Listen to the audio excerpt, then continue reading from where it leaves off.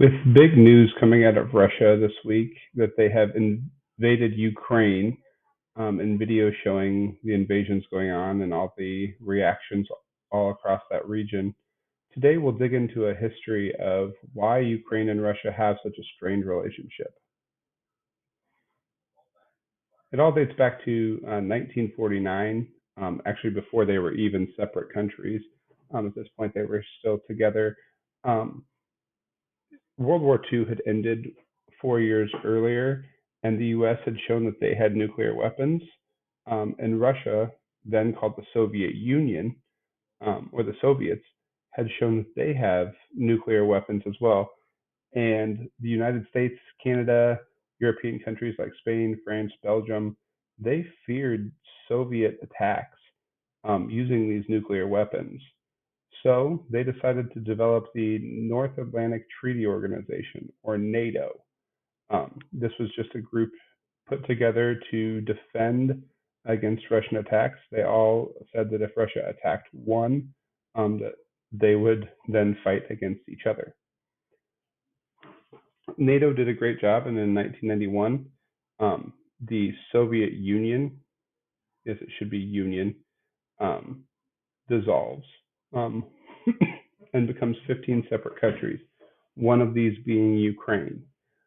So there's Russia, and then 14 other smaller countries that were kind of along their borders, but part of the USSR. Um, they become separate countries in 1991.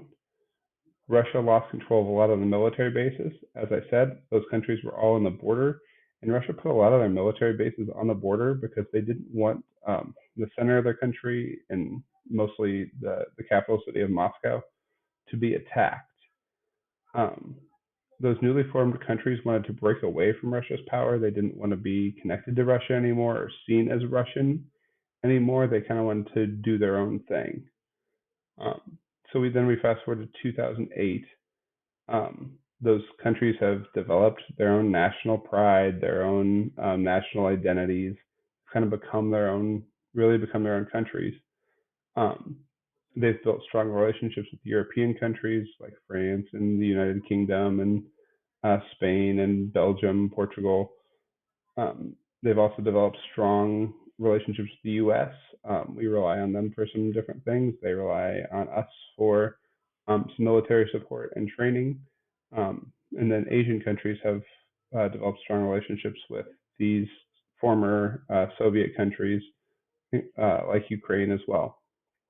Ukraine actually, in 2008, then decides maybe we should join NATO.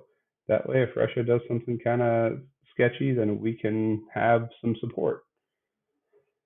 Russia sees this and they're like, that's a huge security threat. You're going to have US based troops coming into our neighboring countries and being really close to us. And we don't like that. We don't want them to see what's going on here.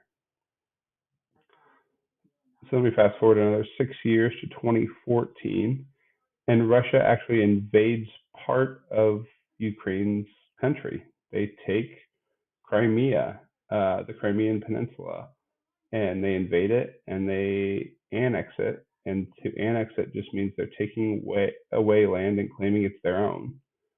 They just take it as their own. So this would be kind of like if somebody tried to come in and take away Florida from the United States.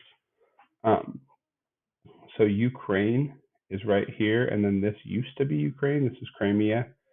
Um, but as you can see, Russia came in and took that land. Okay.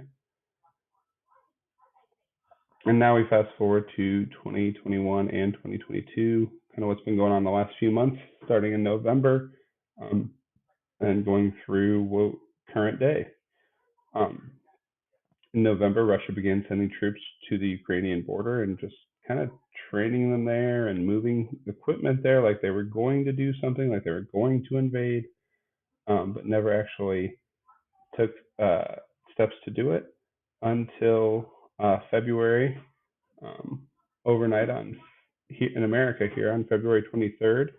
Um, Russia actually sent troops into Ukraine, um, sent troops across the border today, and so they are officially invaded and are trying to take back parts of Ukraine. It looked at the beginning like it was going to be parts of Ukraine, but officially now they are trying to take as much land as they physically can.